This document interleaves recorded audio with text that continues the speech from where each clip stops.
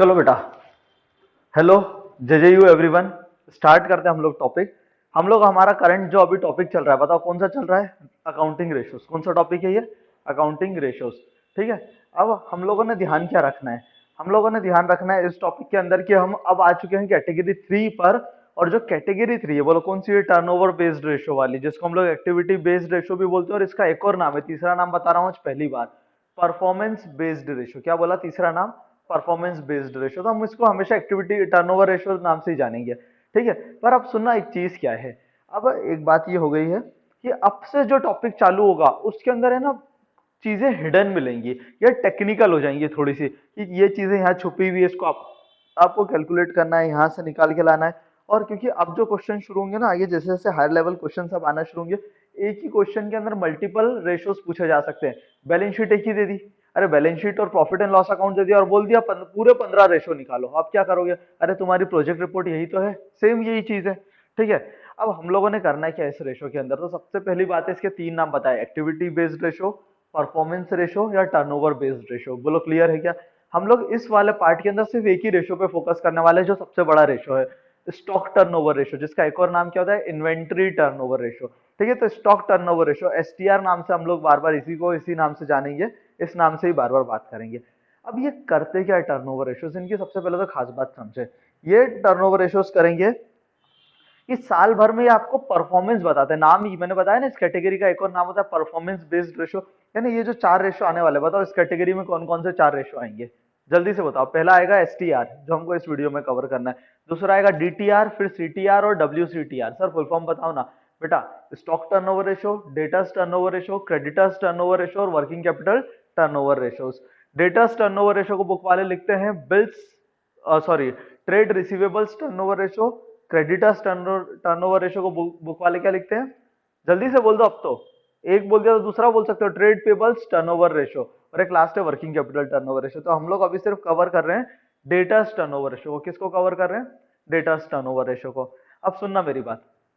अब हम लोगों ने क्या करना है, हम ये ध्यान देंगे कि ये जब रेशो कैलकुलेट होगा तो आपको अभी से मेंटली प्रिपेयर है कि कहीं ना कहीं कुछ कुछ डेटा आपके साथ में ऐसा आने वाला है जो आपको हिडन रहेगा। क्या रहेगा आपके पास में? हिडन डेटा रहेगा। आपको कैलकुलेट करना पड़ेंगे। शुरू के दो चार क्वेश्चन तो सरल लगेंगे, फिर वो आपको डेटा हिडन हिडन करके कुछ ना कुछ आपको देना शुरू करेगा। चलो कैसे करेंगे आप समझना शुरू करते हैं। तो सबसे पहले इस कैटेगरी का फील समझते हैं। देखो याद है, जब जब हम लोगों ने कैटेगरी चालू करी तो हम पहले रेशो पे नहीं, कैटेगरी पे डिस्कस करते हैं।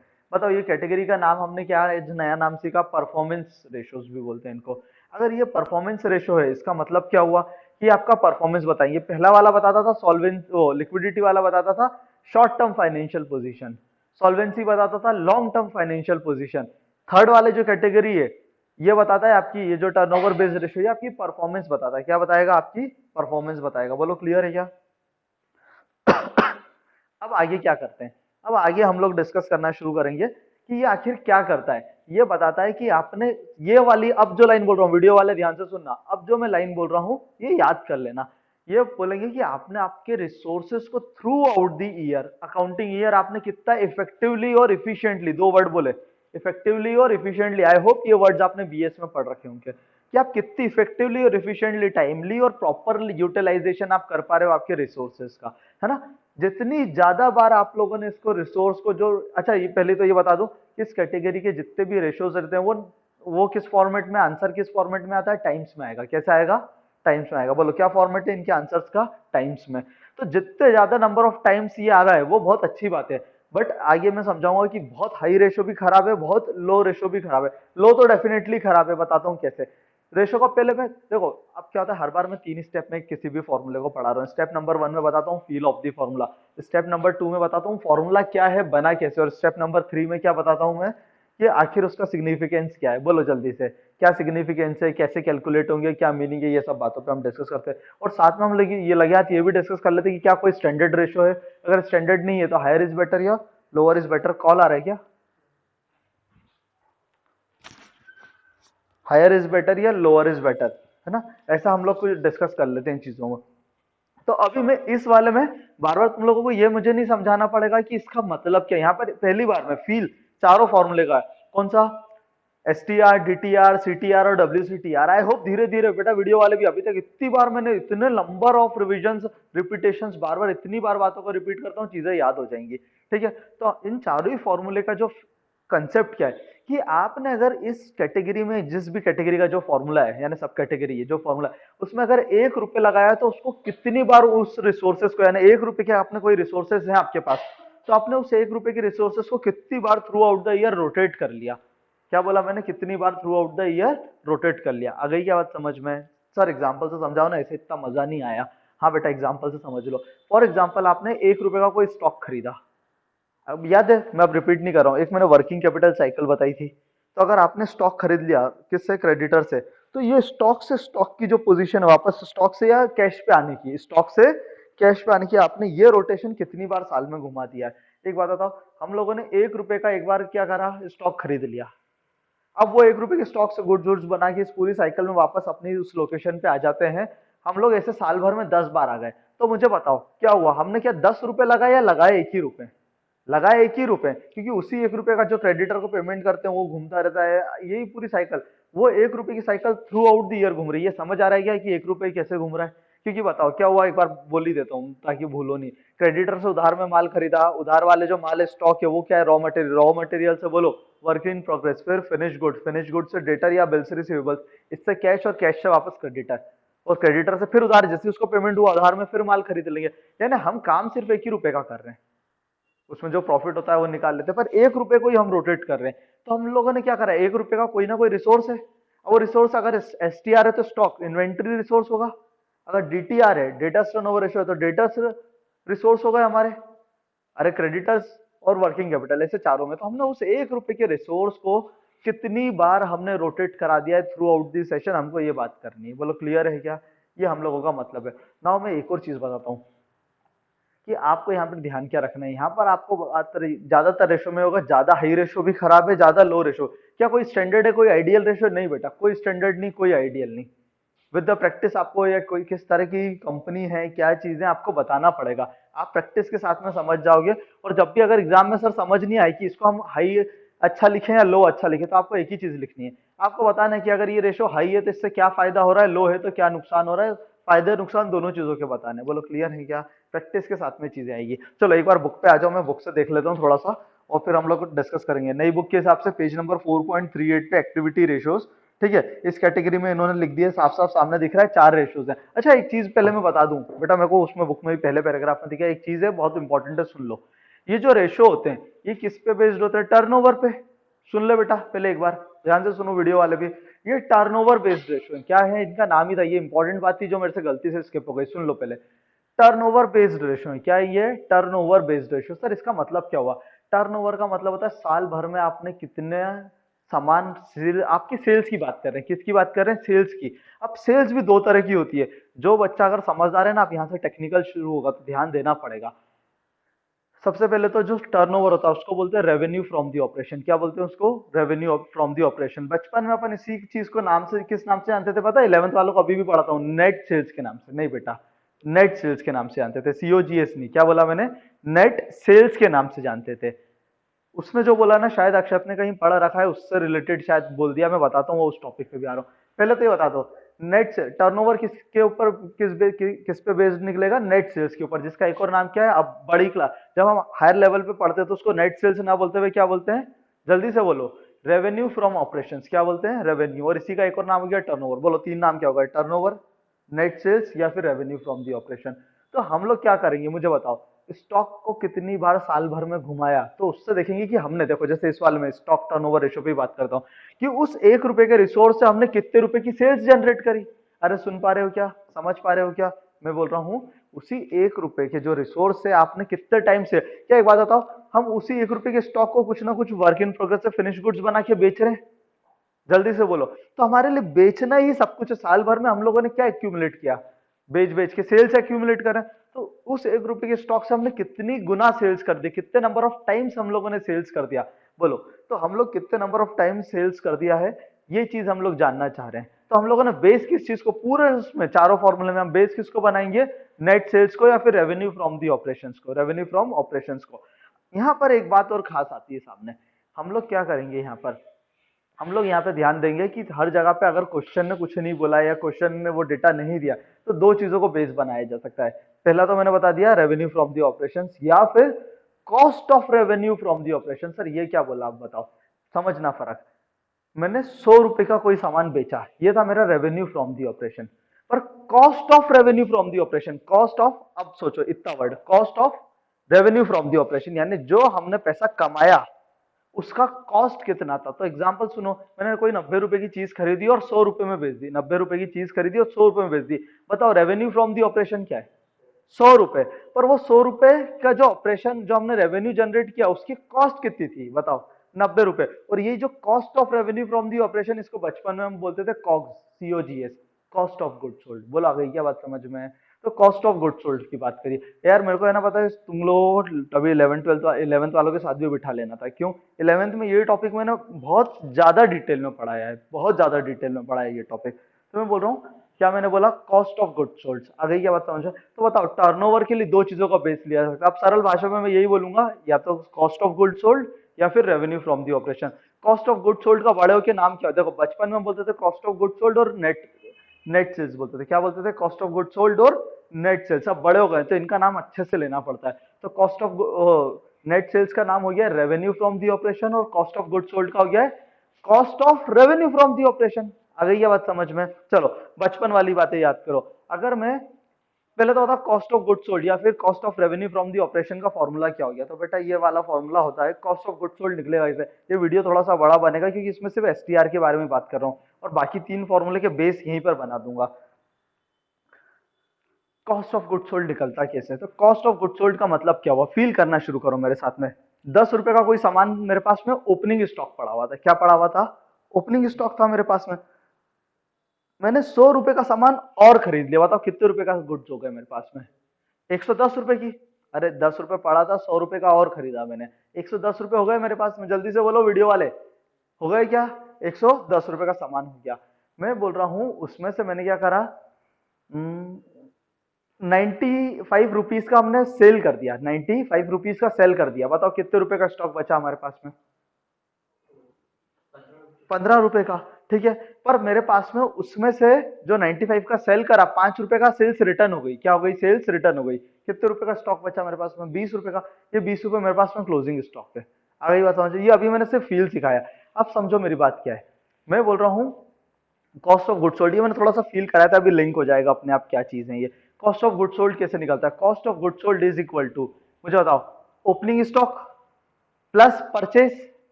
सुनना मेरी बात, ओपनिंग स्टॉक प्लस परचेज। ये जो अभी कराया था ना, जो फॉर्म नंबर्स देके एग्जांपल दिया, उसी का फॉर्मूला बना रहा हूं। जल्दी से बोलो, opening stock plus net purchase. बोलूं तो ज्यादा बेटर है कि? हाँ सर ज्यादा बेटर है। क्यों?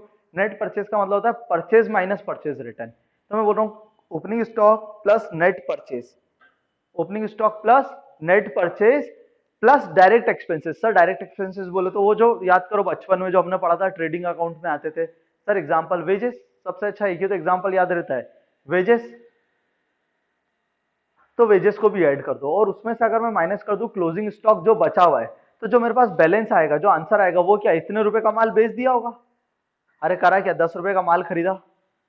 दूसरे तरीके से बताता हूँ, मैंने वो सेल्स वाला एग्जांपल जो पहले लिया था वो हटा देते उसमें से, तो ज्यादा क्लैरिटी के साथ समझ आएगा। देखो वीडियो वाले, बेटा मैं बोल रहा हूँ 10 रुपए का माल खरीदा, सॉरी ओपनिंग स्टॉक था, 10 रुपए का ओपनिंग स्टॉक था।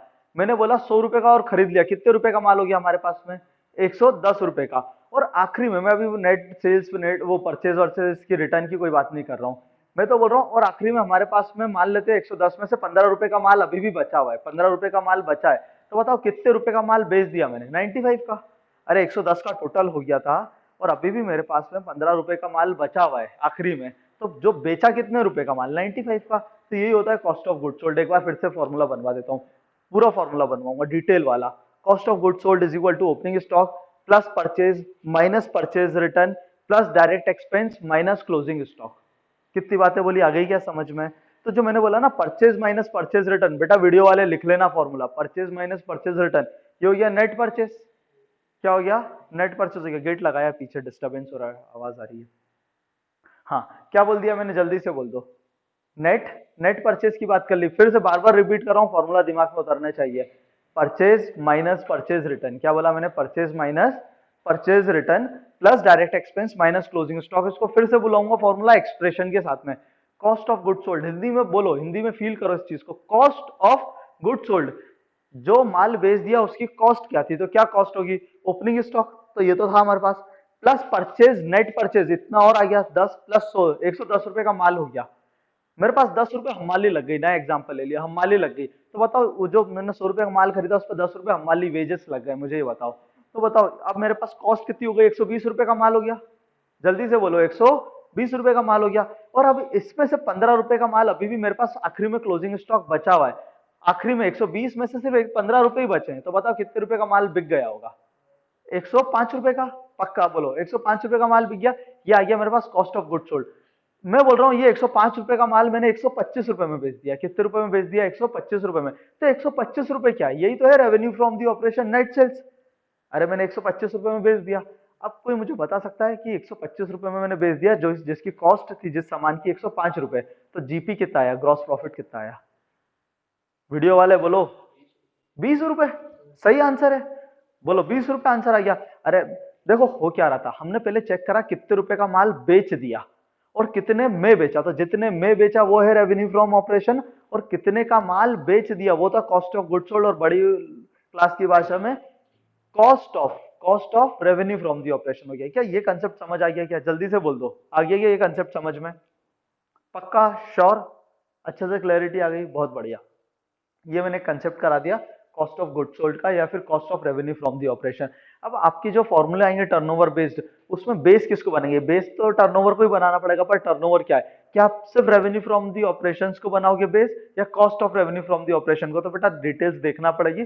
और अभी जैसे ही फॉर्मूला पढ़ाऊंगा तो बताऊंगा किस फॉर्मूले में हम किसको, अगर कुछ नहीं बोला है तो हम किस चीज को बेस बनाएंगे। बोलो इतनी बात आ गई क्या समझ में, ठीक है। तो आ जाओ एक बार बुक से हम लोग थोड़ा सा रीड करते हैं फिर आगे चलेंगे। 4.38 पे आ जाओ, एक्टिविटी रेशियोज के अंदर, है ना, हम लोग यहाँ पर बात कर रहे हैं,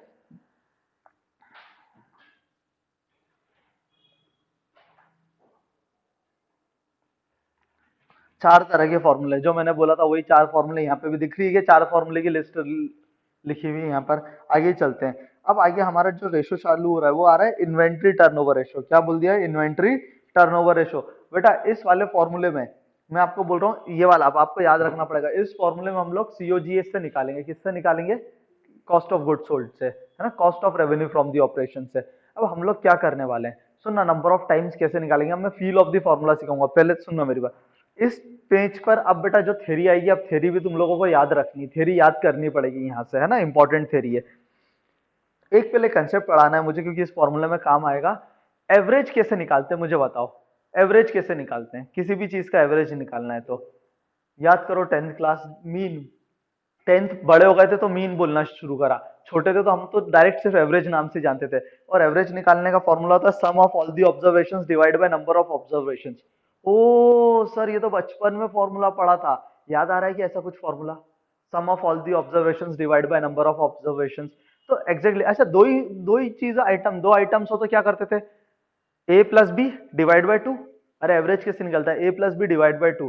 तो एक्चुअल में क्या होता है, हम लोग चेक, हम लोगों ने बताओ कि स्टॉक हमारे पास साल भर में अगर हमने 1 करोड़ का खरीद लिया, या 1 लाख, छोटा एग्जांपल लेते हैं, 1 लाख का खरीदा, तो क्या साल भर 1 लाख रुपए का ही स्टॉक रहता है कि हमारे हाथ में, अरे कभी बिक गया कभी खरीद लिया, समझ पा रहे हो क्या, कभी हम लोग खरीद लेते तो उस टाइम बहुत ज्यादा रहता है, फिर एक आध महीने में बिकता है तो धीरे धीरे धीरे धीरे धीरे धीरे कम होता रहता है, फिर अगले महीने खरीद लिया क्योंकि वो रोटेट होके पैसा आया, फिर हमारे पास ज्यादा हो गया और कम हो गया। तो ऑन एन एवरेज साल भर में कितना स्टॉक है हमारे पास में, तो हम एवरेज, क्योंकि हमारे पास में साल भर हम लोग एक एक दिन का डेटा नहीं दिया हुआ होता है, रियल लाइफ में तो कैलकुलेट करना पॉसिबल है क्योंकि पूरे 365 डेज का क्लोजिंग बैलेंसेस होगा स्टॉक का मेरे पास में। तो रियल लाइफ में तो एवरेज कैसे निकालेंगे बेटा, बुक से एक्स्ट्रा चीज कंसेप्ट बता रहा हूँ, रियल लाइफ में तो ये एवरेज स्टॉक कैसे निकालते होंगे, क्योंकि उनके तो टैली में, या जो एक और सैप करके एक सॉफ्टवेयर होता है, जिसको बेटा सैप आता है ये नाम लिख लेना, सैप की अगर ट्रेनिंग ले लिए तो 40-50 हजार रुपए महीने की इनकम हो सकती है कम से कम, सिर्फ एक सॉफ्टवेयर सीख के, इतना इंपॉर्टेंट सॉफ्टवेयर है। तो सैप टैली, इनके अंदर क्या होता है, इनके अंदर डेली क्लोजिंग बैलेंस आ रहा है, अरे 365 डेज का क्लोजिंग बैलेंस है, तो उन सबको प्लस करके डिवाइड बाय 365 कर देंगे, तो क्या मेरे पास एवरेज स्टॉक आ जाएगा क्या, जल्दी से बोलो। और इतनी तो मेहनत ही नहीं करना फिर सॉफ्टवेयर किस काम का, अगर ये भी हम करेंगे तो क्या हमारे क्वेश्चंस में ये पॉसिबल है, क्या नहीं पॉसिबल है। तो क्वेश्चन में हमको सिर्फ दो ही बातें दी जाएंगी, एक ओपनिंग स्टॉक और क्लोजिंग स्टॉक है, कंसेप्ट बता रहा हूँ। और यही आपका ट्रेड रिसीवेबल्स वाले टॉपिक में यानी डेटर्स टर्नओवर रेशो में और ट्रेड पेबल्स वाले यानी कि क्रेडिटर्स टर्नओवर रेशो वाले में वहां पे भी सेम कंसेप्ट आएगा। किसी भी चीज का एवरेज निकालना है तो हमको साल भर का डेटा नहीं दिया जा सकता, तो हमको सारे फॉर्मूले उसमें डेटा बताओ कैसा देंगे, ओपनिंग और क्लोजिंग का। कैसा डेटा देंगे, ओपनिंग और क्लोजिंग का। क्या सिर्फ इस फॉर्मूले की बात कर रहा हूँ, नहीं बेटा, तीनों चारों फॉर्मूले में यही काम आने वाला है। किसी तो हमको डेटा दिया जाएगा ओपनिंग और क्लोजिंग का, तो आप एवरेज कैसे निकालोगे, opening plus closing divide by 2। क्या बोला मैंने, opening plus closing divide by 2। आ गई क्या बात समझ में। याद करो इकोनॉमिक्स में एक टॉपिक है नेशनल इनकम, वहां पे चेंज इन स्टॉक पढ़ाया था मैंने। और छोड़ो, नहीं याद आ रहा है ना वीडियो वाले बेटा, नहीं याद आए तो कोई दिक्कत नहीं है। अब मैं एक चीज बता रहा हूं, ध्यान रखना। चेंज इन स्टॉक हमेशा कैसे निकाले, किसी भी चीज का चेंज कैसे निकालते हैं, जो लेटर होता है यानी जो बाद में हुआ है उसको पहले लिखते हैं और उसमें से माइनस करते हैं शुरू वाले को, यानी कि क्लोजिंग माइनस ओपनिंग करते हैं। चेंज कैसे निकलता है, जल्दी बोलो। या किसी को याद हो 11th क्लास डिमांड, डिमांड वहां पे क्वांटिटी डिमांडेड निकालते थे, वहां पे बोलते थे change in price change in stock. अरे delta Q upon Q into P upon delta P with the sign of minus. आ रही है क्या ऐसी बात याद है, सर कैसी बात याद कर रहे हो, हमको हमारी क्लास का टॉपिक तो याद नहीं रहता। ऐसा कहाँ याद आएगा, अभी का याद आ जाए वही बहुत है। चलो कोई बात नहीं, पता है सारे बच्चे बस ऐसे ही, पढ़ना लिखना तो है नहीं सर, बस क्लास में आते हैं बैठते हैं। वीडियो वाले ऐसे तो नहीं बैठे हो टाइम पास। चलो तो मुझे बताओ चेंज कैसे निकलेगा, चेंज कैसे निकलेगा, closing minus opening, closing minus opening. अब बुक वाले है ना, कहीं आपको मैंने एक लाइन पढ़ी थी अभी, बुक देख रहा था अभी जस्ट, तो बेटा बुक वाले क्या कराएंगे, रटाएंगे, हमको रटना नहीं है। वो क्या बोलते हैं बुक वाले, ऐसा बोलते हैं क्लोजिंग माइनस ओपनिंग करा। क्या करा हम लोगों ने, क्लोजिंग माइनस ओपनिंग। तो एक बात बताओ, अभी बता ही देता हूँ, पहले मैं सोच रहा था एकदम से फील आया कि टाल दो, थोड़ा सा समझ नहीं आएगा, पर अगर वीडियो वाले समझ नहीं आया तो वीडियो रिमाइंड करके फिर से देख लेना। मैं बोल रहा हूँ सीओजीएस का पहले फॉर्मूला याद करो। सीओजीएस में ओपनिंग स्टॉक था, क्या था, opening stock plus purchase plus direct expense minus closing stock, यानी ओपनिंग माइनस क्लोजिंग कर रहे हैं। क्या कर रहे हैं, ओपनिंग माइनस क्लोजिंग। टेक्निकल बात है, थोड़ा सा सोचोगे तो समझ आएगा। पर मैंने बोला चेंज इन स्टॉक बताओ कैसे निकालते हैं, चेंज इन स्टॉक कैसे निकालते हैं, क्लोजिंग माइनस ओपनिंग। तो अगर इधर लिखा है ओपनिंग माइनस क्लोजिंग, तो मैं इसको ऐसा कर सकता हूँ क्लोजिंग माइनस ओपनिंग और साइन ब्रैकेट में बाहर माइनस का साइन लगा दूं। ये बात समझ आ गई क्या मैडम, अपने को आ गई होगी, मैथ्स वाले अपन वीडियो में, अगर कोई मैथ्स वाला है तो बोलो जल्दी से। फिर से बोल देता हूँ मैं, cost of goods sold is equal to opening plus purchase plus direct expense minus closing stock. पर चेंज कैसे निकालते हैं, क्लोजिंग माइनस ओपनिंग निकालते हैं। तो बुक वाले पता है अभी आगे रटाइए, मैं बल्कि लाइन भी बता देता हूँ, मैंने अभी देखी थोड़ी देर अभी जस्ट बुक में, कहां पर देखी थी बेटा, जहां पर इन्वेंट्री टर्नओवर रेशो का फॉर्मूला है ना नीचे, जहां पे स्टार करके ऐड चेंजेस इन इन्वेंट्री, ये वाली लाइन बोल रहा हूँ जहां स्टार करके लिखी हुई है, ऐड चेंजेस इन इन्वेंट्री। क्या बोल रहे हैं, ऐड चेंजेस। ये इन्होंने क्या करा पता है, मैं आपको सिखाता हूँ, एक काम करता हूँ, मैं बुक के लैंग्वेज नहीं सरल भाषा में बोलता हूँ। इन्होंने क्या कराया, सुनना मेरी बात। अभी जो मैंने तुमको फॉर्मूला बताया ओपनिंग स्टॉक वाला, ये जो कॉस्ट ऑफ गुड्स सोल्ड निकालने का, ये कौन सी फॉर्म में निकलेगा, ये ट्रेडिंग फॉर्म में। ट्रेडिंग फॉर्म और मैन्युफैक्चरिंग फॉर्म का डिफरेंस क्या होता है, बहुत डिटेल में चीजों को लेके जा रहा हूँ। ट्रेडिंग फॉर्म और मैन्युफैक्चरिंग फॉर्म में डिफरेंस क्या होता है, ट्रेडिंग वाले के पास में सिर्फ एक ही तरह का स्टॉक होता है, सिर्फ स्टॉक होता है, इन्वेंट्रीज बोलते हैं, और इससे ज्यादा कोई बाइफर्केशन नहीं होता। फर्क क्या आएगा, एक ओपनिंग क्लोजिंग स्टॉक हो जाएगा। पर जो मैन्युफैक्चरिंग फॉर्म होती है उसके पास में तीनों चीज होती है, raw material, work in progress और फिनिश गुड्स, तीनों चीज होती है उसके लिए इन्वेंट्री, ये तीन चीजें होती हैं। तो ये लोग कैसे निकलाएंगे, ये फॉर्मूला बना रहे हैं इनका, क्योंकि अब क्या हो गया है कि इनको ये इतना बड़ा फॉर्मूला बहुत ज्यादा बड़ा नहीं हो जाए। देखो हम तो बनाते चलो बड़ा फॉर्मूला बनाओ, मैन्युफैक्चरिंग फॉर्म के लिए कॉस्ट ऑफ गुड्स सोल्ड निकालो, तो कैसे निकलेगा, opening raw material, opening WIP, opening finish goods, plus तीनों का परचेस, प्लस तीनों के डायरेक्ट एक्सपेंस, माइनस तीनों के क्लोजिंग क्लोजिंग स्टॉक, क्या minus closing raw material minus closing WIP minus closing finish goods. दिख रहा सब चीज तीन तीन बार हो रही है। तो इनको फॉर्मूला छोटा करना था, तो इन्होंने क्या करा, सारे ओपनिंग और सारे क्लोजिंग को नेट ऑफ करके लिखा। नेट ऑफ करके लिखना है तो मैं ऐसा बोल सकता हूँ नॉर्मली चेंज इन स्टॉक। जल्दी से बोलो क्या बोल सकता हूं मैं, चेंज इन स्टॉक बोल सकता हूं। देखना अब चेंज इन स्टॉक बोल रहा हूं, तो बेटा अगर चेंज इन स्टॉक करना है तो मुझे बताओ ओपनिंग माइनस क्लोजिंग है, जबकि चेंज इन स्टॉक क्या होता है, क्लोजिंग माइनस ओपनिंग। तो क्लोजिंग माइनस ओपनिंग को अगर मैं नेगेटिव कर दूंगा तो बात वही हो जाएगी ओपनिंग माइनस क्लोजिंग। ये बात अगर नहीं समझ आई तो फिर पीछे कर लो वीडियो, और तुम लोग भी बेटा सुन के फिर से समझना। आ गई क्या बात समझ में, क्या बोल रहा हूँ, सरल भाषा में वापस आते हैं।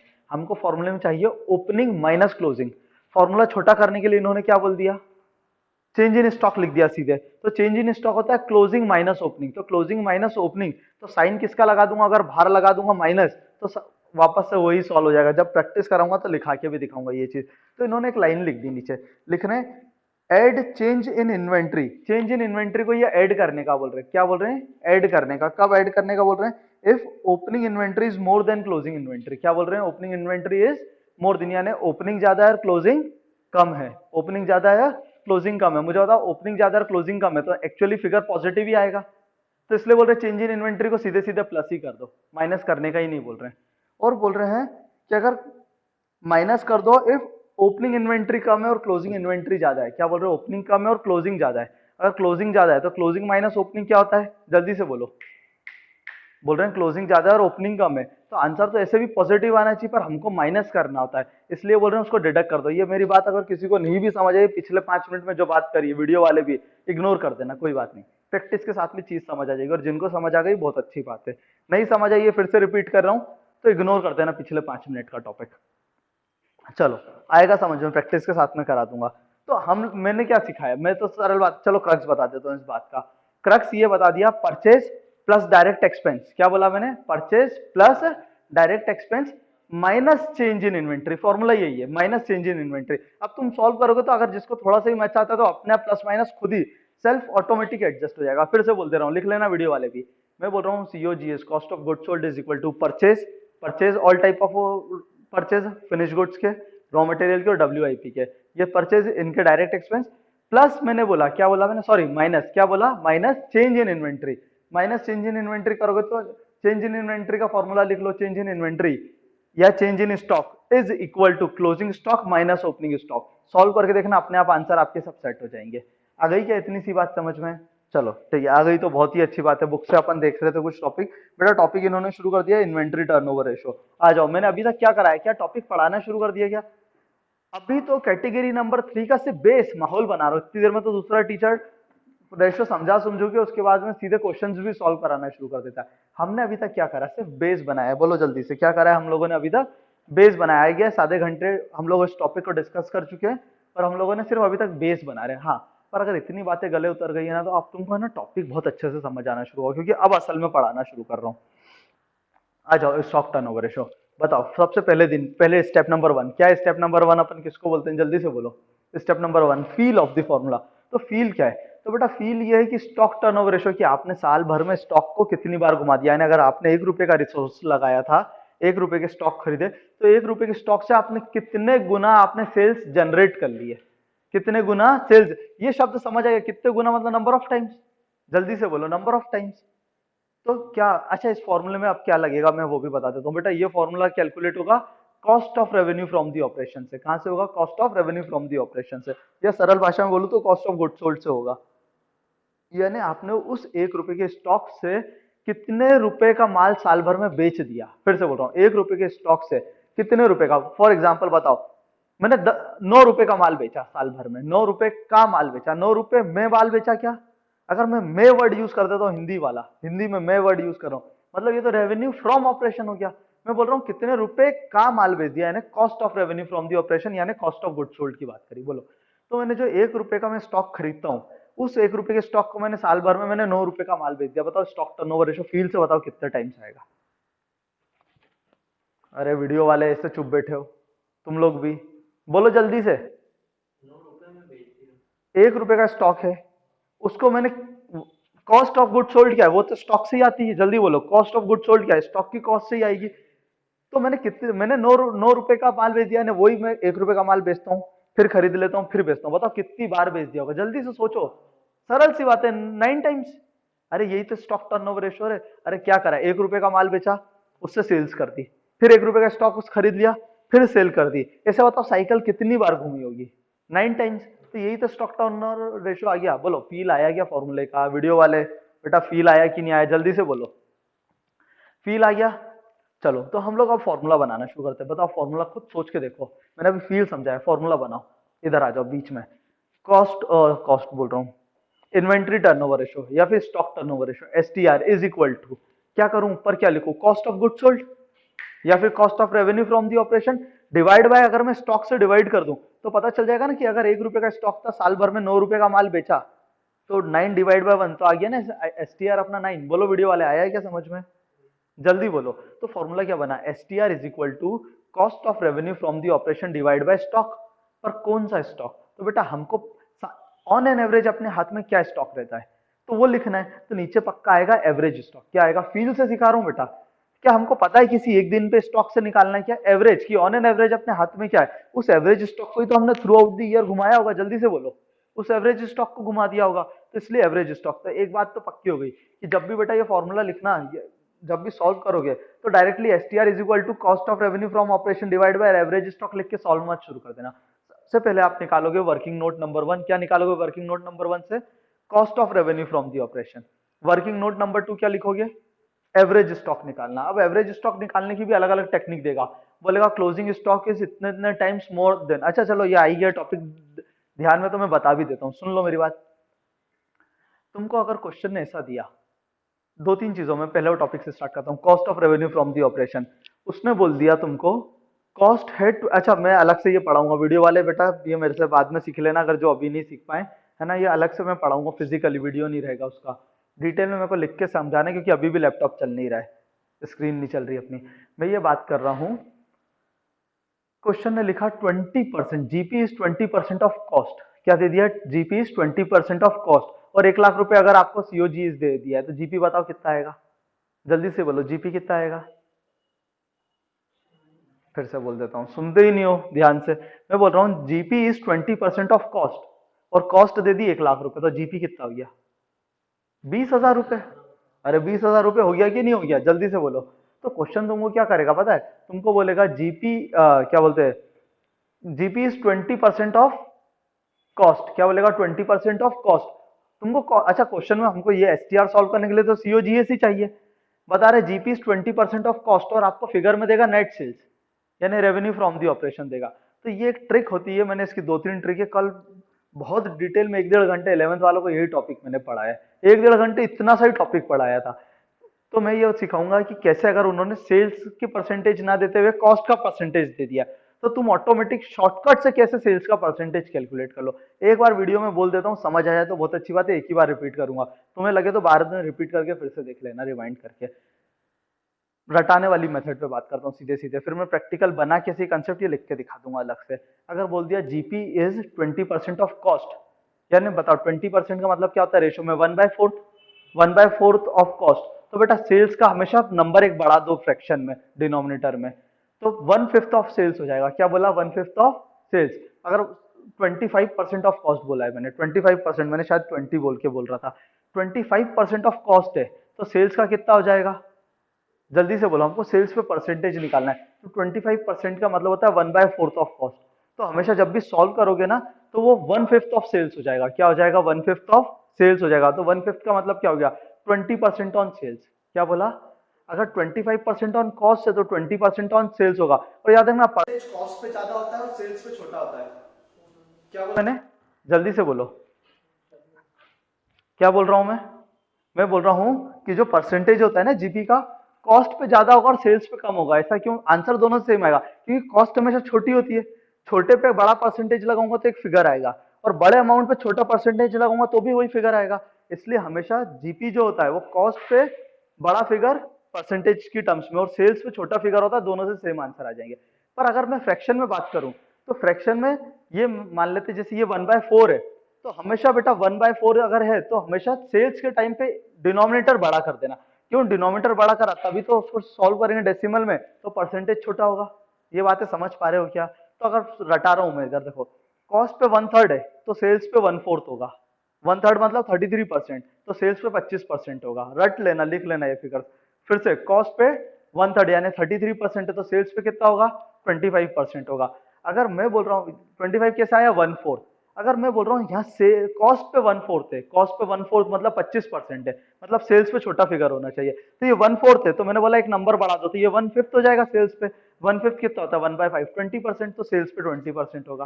ठीक है, आ गई क्या बात समझ में? सर अगर यहाँ पे 1/5 है, किस पे? कॉस्ट पे। इधर क्या है मेरे पास? कॉस्ट है, कॉस्ट पे 1/5 मतलब 20%, तो वह नंबर और छोटा होना चाहिए। चलो ये 1/5, तो ये कितना हो गया? 1/6 हो गया। 1/6 का मतलब होता है 16.67%। क्या बोला? 16.67%। तो ऐसे क्वेश्चंस आएंगे, ये कैसे मैंने डिराइव कैसे करा, ये करा के दिखाऊंगा। और नहीं तो बेटा एक रेशियो प्रोपोर्शन वाला टेक्निक भी सिखाऊंगा। क्या सिखाऊंगा? रेशियो प्रोपोर्शन वाला। कि अगर आपकी कॉस्ट 100 है, दिखा दे रहा हूँ, सिर्फ हिंट दे दे रहा हूँ ताकि याद रहे। कॉस्ट 100 है तो और जीपी 20% ऑफ कॉस्ट है, तो जीपी कितना लिखोगे? 20। तो नेट सेल्स कितना आएगा? 120। और तीनों में से जो भी फिगर दिया हुआ है नीचे वाले, इन तीनों में से जो क्वेश्चन फिगर, वो उसके नीचे लिखो, बाकी दो चीजों को एक्स वाई लिखो और क्रॉस मल्टीप्लाई करके या रेशियो प्रोपोर्शन से सॉल्व करके भी आंसर्स आ जाते हैं ये वाले। आगे बात समझो। तो बेटा ऐसा घुमाएंगे आपको सीओजीएस निकालने के लिए। क्या करने के लिए? सीओजीएस। ऐसे ही आपको एवरेज स्टॉक निकालने के लिए घुमाएंगे। एवरेज स्टॉक शुरू शुरू के बच्चे क्वेश्चन में तो दे देंगे ओपनिंग स्टॉक इतना, क्लोजिंग स्टॉक इतना। बड़े क्वेश्चन में कैसा देंगे? Closing stock is 2 times more than closing stock, sorry, closing stock is 2 times more than opening stock. मुझे बताओ ओपनिंग स्टॉक 50,000 था तो क्लोजिंग स्टॉक कितना हो जाएगा? 1 लाख। पर फंसोगे यहाँ नहीं, ये वाला तो फिर भी आ जाएगा। क्या? ये वाला फिर भी आ जाएगा। तुमको क्या चीज नहीं आएगी? तुमको जो चीज नहीं आएगी वो आएगा, घुमाएंगे जब बातों को। तुमको ये बता दिया, एवरेज स्टॉक कुछ दे दिया तुमको, रिवर्स कैलकुलेशन से क्वेश्चन में दे देंगे, स्टॉक टर्नओवर रेशो भी दे दिया। क्या दे दिया? स्टॉक टर्नओवर रेशो दे दिया। और तुमको पता है वो क्या निकाल, ना ओपनिंग दिया ना क्लोजिंग दिया, एवरेज स्टॉक दे दिया। बोलेंगे ओपनिंग क्लोजिंग स्टॉक निकाल के दिखाओ। और फिर जब ये क्वेश्चन ऐसा देंगे ना, closing stock is twice the opening stock, तो आप ओपनिंग स्टॉक को एक्स मानना, क्लोजिंग स्टॉक को 2x मानना। तो x plus 2x divide by 2 करोगे, यानी 3x divide by 2 is equal to average stock. और सॉल्व करके पहले x की वैल्यू निकलेगी और x को मल्टीप्लाई करके क्लोजिंग और ओपनिंग से मल्टीप्लाई करोगे तो आंसर्स आएंगे। समझ आ गई क्या बात? जल्दी से बोलो। ऐसा हमने करंट रेशो में भी कुछ कुछ करा था। सर आप करा क्या रहे हो? बेटा मैं ओवरव्यू करा रहा हूँ इस चैप्टर में कैसे कैसे सम्स आने वाले हैं। अब दिक्कत यहाँ नहीं आएगी, तुम दो टॉपिक पे कंफ्यूज हो गए। एक तो मैंने बोला closing stock is twice the opening stock, यानी ओपनिंग स्टॉक का डबल है। क्वेश्चन ये नहीं आएगा, क्वेश्चन और भी घुमा सकता है, और डिटेल में जा सकता है। Closing stock is 2 times more than the opening stock. इस लाइन में फर्क है, दो लाइन बोल रहा हूँ फिर से। Closing stock is twice of opening stock का मतलब होता है कि अगर ये एक्स है तो वो 2x होगा। पर मैंने बोला closing stock is 2 times more than opening stock, यानी कि पहले तो जो भी ओपनिंग स्टॉक है उसका डबल करो और ओपनिंग स्टॉक में प्लस करेंगे तो आएगा, यानी ये 3x हो गया। समझ आया क्या ये बात? आ गई बात समझ में? जल्दी बोलो वीडियो वाले बेटा, समझ आई कि नहीं आई? तो बेटा क्वेश्चन ऐसे ऐसे आपको घुमाएगा और आपको डायरेक्टली वो दे देगा एवरेज स्टॉक, यानी आपको रिवर्स कैलकुलेशन से ओपनिंग और क्लोजिंग करना है। एक लाइन और बोल देता हूँ, एक लाइन और बोलता हूँ, डेसिमल में देना शुरू करेगा।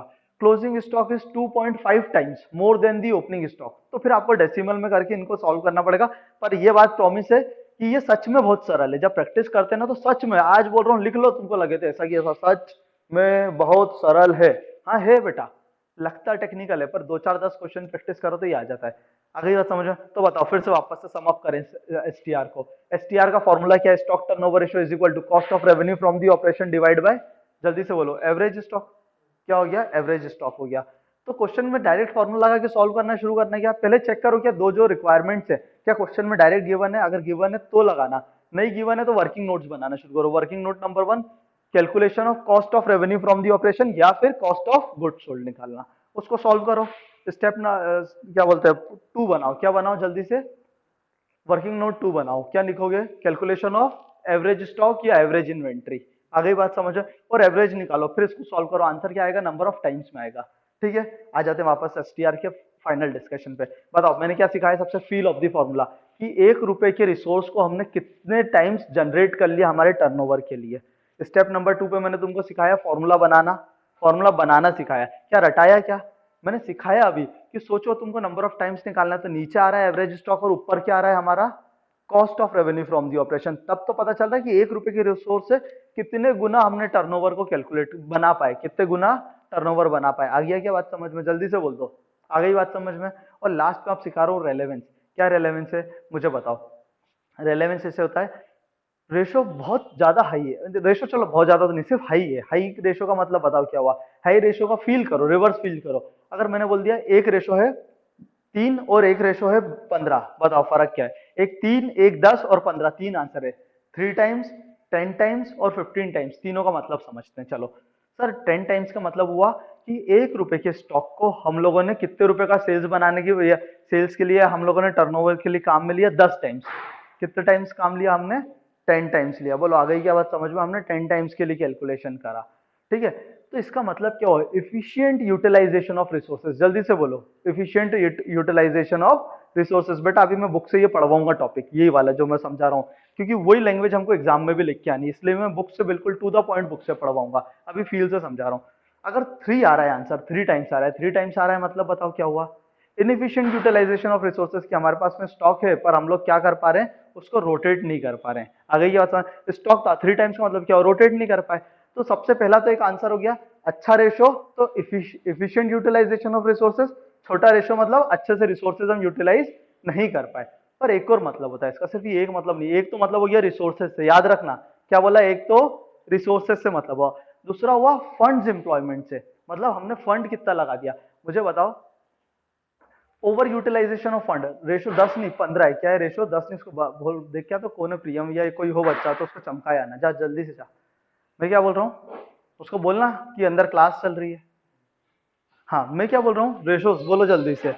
मैंने बोला जल्दी इधर सुनो, मेरी तरफ देखो, अब छोड़ो वो गया, है ना। मैंने बोला कि रेशो आ रहा है मेरे पास में 15 या 20 रेशो आ रहा है, एसटीआर 20 है, मतलब ओवर यूटिलाइजेशन ऑफ हम लोगों ने करा फंड्स। हमने जो पैसा लगा रखा उसको कुछ ज्यादा ही जबरदस्त खूब, यानी हमने खूब ज्यादा बेचने की कोशिश करी है, ओवर यूटिलाइजेशन हो गया। और इधर आ गए हम लोग, अब मैं रिसोर्सेज की बात नहीं कर रहा हूँ, फंड की बात कर रहा हूँ, ओवर एक्सप्लॉइटेशन कर दिया, बहुत ही अति कर दिया हमने, और कम आ गए, मतलब हमने जो पैसा लगा रखा है पैसे को नहीं यूटिलाइज कर पा रहे हैं, बोलो जल्दी से, पैसा ही यूटिलाइज नहीं कर पा रहे। ठीक है, एक बार ये टॉपिक मैं बुक से पढ़ाता हूँ, ढूंढने दो मेरे को टॉपिक कहाँ पर है।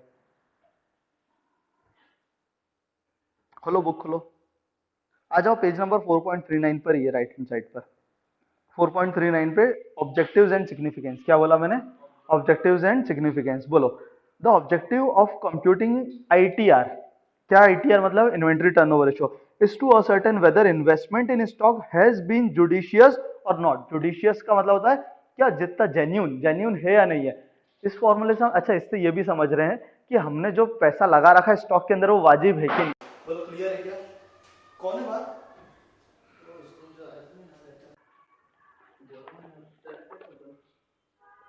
चलो, वाजिब है कि भी नहीं, हम लोग ये बात कर रहे हैं। That is only the required amount is invested in the stock. क्या बोला, only the required amount is invested in the stock. बोलो क्लियर है क्या, आगे चलते हैं, हम लोग डिस्कस कर रहे हैं, चल रहा है ना ये, ठीक है, आगे डिस्कस कर रहे हैं। अब यहां से बेटा important paragraph, only the required amount is invested in the stock, मतलब सिर्फ जितना जरूरी है स्टॉक में उतना पैसा लगा के रखो ना, ढेर सारा स्टॉक भी मत खरीदो और जरा सा स्टॉक भी मत खरीदो। बहुत ज्यादा स्टॉक खरीद लिया तो हो सकता है कि जबरदस्ती हमारे पास हम लोगों ने पैसा स्टॉक में खरीद के रख रखा, मतलब स्टॉक खरीद के रख रखा है, जरूरत नहीं उतनी। कम स्टॉक खरीदने का क्या नुकसान है कि हमारे लिए सेल्स के लिए कस्टमर खड़ा है, हमारे पास में स्टॉक ही नहीं पड़ा हुआ है, यानी हमारे पास में इसमें कुछ आइडियल नहीं बोला, क्या बोला, या तो क्या होना चाहिए, या तो ज्यादा भी ना हो या कम भी ना हो, कि स्टैंडर्ड कहीं होना चाहिए। क्या कोई स्टैंडर्ड रेशो, कोई स्टैंडर्ड रेशो नहीं है, सिर्फ हमको समझ से बिजनेस टू बिजनेस डिपेंड करता है। अब इंपॉर्टेंट फिर से शुरू होगा, it shows the number of times the invested amount is invested in inventory of stocks, inventory is rotated. फिर से लाइन पढ़ देता हूँ, it shows the number of times amount invested in inventory is rotated, कितनी बार rotate करा दिया। अब जो मैंने अभी तक समझाया ना, मैं वो समझाना शुरू करूंगा। चलो, a high ratio shows that more sales are being produce. High ratio क्या बता रहा है कि ज्यादा सेल्स करी, उतने ही रुपए से ज्यादा सेल्स कर दी by a rupee of investment in inventories. अब वेरी हाई, अब मैं हाई की बात कर रहा हूँ या वेरी हाई की बात कर रहा हूँ, जल्दी से बताओ, हाई या वेरी हाई, वेरी हाई। अब very high inventory turnover shows that over trading, हमने कुछ ज्यादा ही ट्रेडिंग कर दी है, एंड इट में result in working capital shortage. इतनी ज्यादा सेल्स में ध्यान है कि कई बार डेटर्स के पास पैसा चलेगा तो शॉर्टेज ऑफ वर्किंग कैपिटल हो जाएगा, काम करने के लिए पैसा नहीं बचेगा अपने पास में। ठीक है, और low inventory turnover ratio means inefficient use of investments in inventory. बोलो क्लियर है, over investment in stocks, accumulation of inventory, ये सब बातें मैंने ऑलरेडी बता दी, यहां से सुनना। Thus only an optimum inventory turnover ratio ensures adequate working capital and also enables the enterprise to earn reasonable margins of profit। बोलो क्लियर है क्या, आ गई बात समझ में। तो yes, we have done with stock turnover ratios. आगे कुछ बेटा क्वेश्चंस आएंगे, तो क्वेश्चंस की मैंने बहुत सारी बातें कवर कर ली है, प्रैक्टिस के साथ में चीजें आ जाएंगी। फिर से बेटा पेज नंबर जो था हम लोगों ने कहाँ पे रीड करा है अभी, पेज नंबर कौन सा पेज था, 4.39 है क्या, एक मिनट मेरे को देख लेने दो। हाँ बेटा 4.39 पे जो भी सिग्निफिकेंस वाले 3 पैराग्राफ है, छोटे छोटे 3 3 लाइन के, वो रट लेना है। क्या बोला मैंने? रट लेना है। नहीं समझ आया तो मेरे को बोलना, मैं फिर से समझा दूंगा। ठीक है, तो रिसोर्सेज के बारे में, कितना पैसा लगाया, वर्किंग कैपिटल शॉर्टेज होगी नहीं होगी, ये सब बातों का ध्यान रखना है। क्लियर है क्या? तो yes, we have done with, जल्दी से बोलो क्या हो गया? Stock turnover ratio. कैटेगरी 3 क्या थी अपनी? टर्नओवर बेस्ड रेशो, नाम है एक्टिविटी बेस्ड रेशो, और इसको एक और नाम से आना जाता है परफॉर्मेंस रेशो। 4 रेशोज होते हैं। स्टॉक टर्नओवर रेशो जो हमने खत्म कर दिया। नेक्स्ट पार्ट में हम लोग तीनों रेशो एक ही बार में कवर करेंगे। Debtors turnover ratio, creditors turnover ratio और वर्किंग कैपिटल टर्नओवर रेशो। बोलो क्लियर है क्या? डेटर्स टर्नओवर रेशो का एक और नाम बोलो, ट्रेड रिसीवेबल्स टर्नओवर रेशो, और क्रेडिटर्स टर्नओवर रेशो का नाम ट्रेड पेबल्स टर्नओवर रेशो। बोलो क्लियर है क्या? और लास्ट क्या पढ़ेंगे? Working capital turnover ratio. ठीक है, चलो ठीक है, थैंक यू, बाय।